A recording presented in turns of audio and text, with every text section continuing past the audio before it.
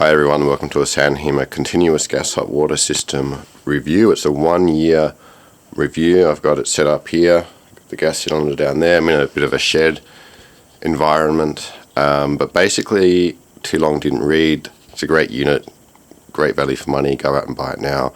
However, I just want to go through a key issue that you're going to want to know about, or you might have the same problem that I had and you might have to get it replaced like I did. I've got mine running off mains, but this would apply to any system. So the water comes out the tap, down through the hose, into, that's just sitting there, it's not connected, probably sitting, runs into the unit, comes out the unit here and goes up to the shower head, which is up there. Okay, so what happened was, I'm only here about once a week. I left it set up just like that. It had water in the hose. It got down to like minus 10 degrees in this part of the world, and the water inside froze. There's a little brass manifold just up in there, and the manifold completely cracked, whole corner cracked off it. I didn't know. I come back, I turn on the water, about to have a shower, I was probably fully naked, and water's pouring out the bottom of the unit because the manifold cracked. Now you can't really fix that, so I got a replacement. Now I'd had it just over a year, and these come with a 2-year warranty. I bought mine off eBay. I had to send some photos of what happened. I didn't say it was because of the cold weather. I just said, look, it's cracked, but no questions asked once I sent the photos, and I got this replacement unit. So how do we stop the water from freezing inside? We disconnect this, and when you do this, I've just set this up for the video, but when you do that live after a shower, all the water will flood out here. If you really want to be safe, you could connect this one too, and ideally just blow through it, blow some air through one side and just blast the water out.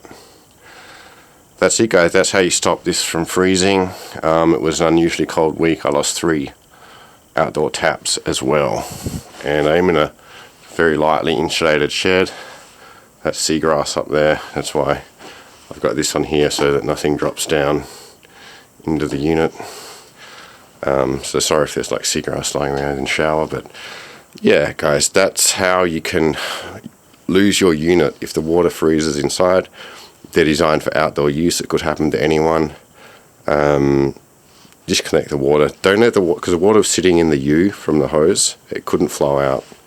Okay, make sure the water can flow out, and ideally blow it out. Okay, you're probably wondering what the gas consumption is. This is a little 8.5 kilo cylinder, and I just added up my showers. I've had 33 showers off this cylinder of average about 6.5 minutes, and it's definitely, not sure if you can hear it, but there's definitely still gas in there. I reckon I'll get to 40 showers, but yeah, I'm getting at least 33, and it's got to be about 10% of the gas still in the cylinder, so pretty good value. They're about $35 to fill those up, so about $1 per shower. 6.5 minute shower. That's in winter mode. I just leave it in winter all year. Minimum flow rate, or very close to it. Sometimes I do turn it up a little bit, and it's winter now, August, so I'm up pretty high on the gas scale, but I have that all the way on minimum in summer. So pretty good value for money with the gas. Starts first time every time. Make sure you don't let it freeze. If there's any risk of stuff falling in, just keep a cover over the chimney. It's meant to be used outside only. This shed is like, that's a hole up there, so it's fully ventilated. No one sleeps in here, so if there was a gas leak, it's not going to kill anyone. It's good to be in the shower and be able to just reach over and adjust the dial. Or if something goes wrong, you're more likely to have an issue when using a 12-volt pump. I'll get to that in a minute. It's really nice to have this just outside the shower. You know, wouldn't want to have to run around outside, you know, and put my clothes back on and try and sort this thing out. The air coming out here is actually not too hot. You know, you can comfortably put your hand over it. So I've got about 1 meter clearance to the ceiling. That's more than enough. Very easy to get going. Basically connect all your hoses. I normally turn it off. There's a spark switch here. I normally turn that off initially. That way. And then I run some unit through the unit by activating the shower head. There's a little on-off button just to prime it. Get it all full of water, and I turn it off again. Turn on the gas cylinder. Turn the switch back on. Once you've done that, once the switch is on, as soon as there's water flowing through, it will try and ignite automatically. And it just starts first time every time. I'm on the same D batteries I was using a year ago. Like I said, I use it about once. I'm here about once a week, so I'm using it less than once a week, but more than once every 2 weeks. Okay, over the course of a year. Same batteries. Yeah, always starts. And if something goes wrong and it shuts down because it gets too hot, yeah, just turn everything off and just let it rest for a minute and then just start again. Okay, these are some of the accessories that come with it. It's like a 12-volt cable and a 12-volt thing that goes onto your car battery. This is the unit I got as the replacement. The old one, I don't think had half of that stuff. Unless, you know, I got a batch that didn't have it in there. That's the pump. Very, very cheap pump. But what would you expect for the price? All the fittings you could really need. I think these are meant for the, look at the back of them. These aren't meant for garden hose, they're meant for this PVC hose. So I think that'll allow you to connect that to your pump. I had to get my own hose for the other one, and it's a bit of a nightmare getting it connected to the pump. And this is a hose for the gas cylinder and a little regulator on there. So if you do need to use the pump, that's what you've got to help you.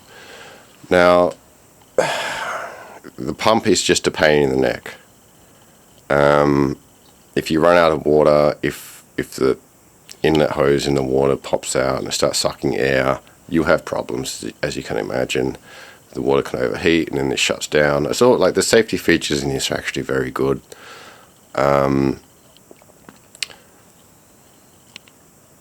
Yeah, so the pump's a pain in the neck, but it does work. Now, how hot does the water get?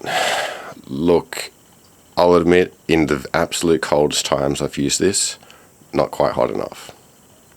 Now we're talking Tasmanian weather, and the inlet water temperature is like 5 degrees or less. That was when I had the hose, garden hose, running out on the ground outside in below freezing conditions. So the water coming through was really cold, and I could only get it up to like 31 degrees on the